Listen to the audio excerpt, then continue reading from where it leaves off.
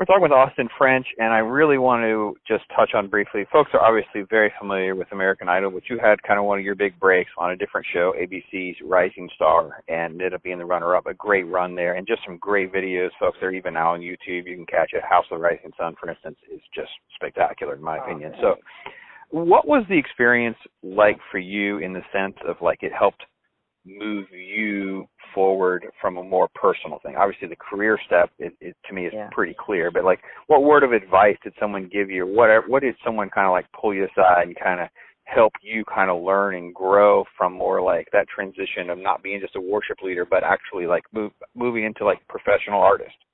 I think I believed a lie that I was just here to sing other people's songs, and on that show, I believed again. I mean, I had been writing songs and trying to write songs for the church and kind of what I do now, but on a very smaller scale. And I began to believe that my songs didn't matter.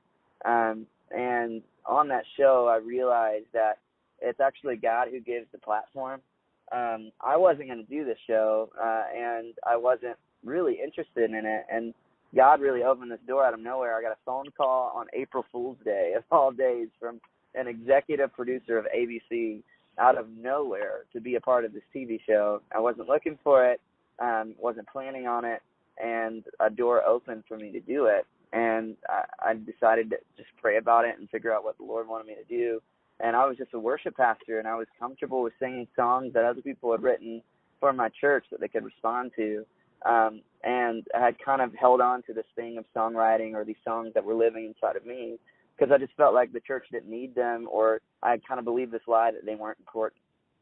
And this TV show kind of opened my heart up to say, okay, God, you've given me this platform of original music, and everybody was telling me on this TV show, now that you've gotten second place, you have to put out original music. And I wasn't a pop guy, and I wasn't a country guy, and I wasn't a rapper. I wrote songs about what was important to me and something I felt like could change my life, and that was Christian music. And so the only really option for me was to write what was honest and share those songs I'd been holding on to.